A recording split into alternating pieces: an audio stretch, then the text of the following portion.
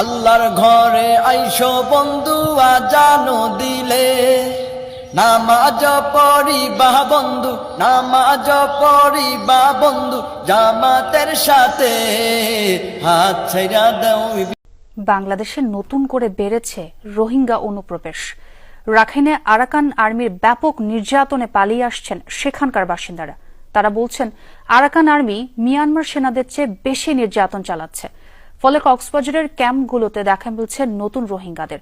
BGB সহ অন্য বাহিনী বলছে তৎপর আছে তারা। কক্সবাজার থেকে ফিরে মনিরুল ইসলামের রিপোর্ট, ক্যামেরা ছিলেন আলামিন তালুকদার।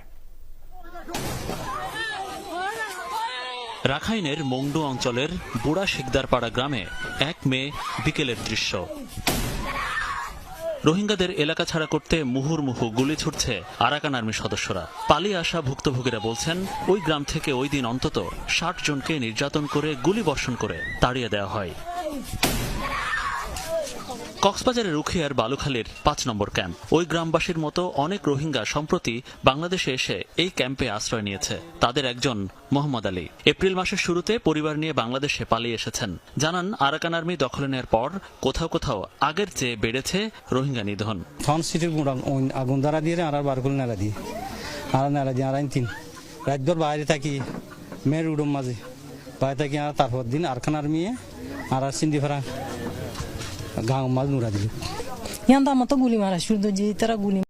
মহানবী সাল্লাল্লাহু আলাইহি ওয়াসাল্লামের ইন্তেকালের পর কষ্ট পেয়ে মদিনা ছেড়ে যান হযরত বেলাল রাদিয়াল্লাহু তাআলা আনহু। এরপর থেকে তিনি আর আজান দেননি।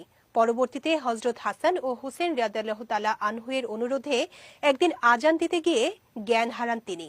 কিন্তু কেন হঠাৎ জ্ঞান হারিয়েছিলেন হযরত বেলাল রাদিয়াল্লাহু তাআলা আনহু? বিস্তারিত থাকছে ডেস্ক রিপোর্টে।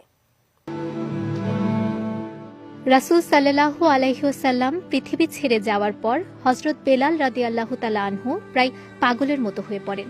প্রিয় নবীর স্মৃতি বিজড়িত স্থানগুলো তাকে কষ্ট দিত। তার পক্ষে রাসূলবিহীন মদিনায় থাকা অসম্ভব হয়ে পড়ল। তাই তিনি মদিনা ছেড়ে সিরিয়ার দামেস্কে চলে গেলেন।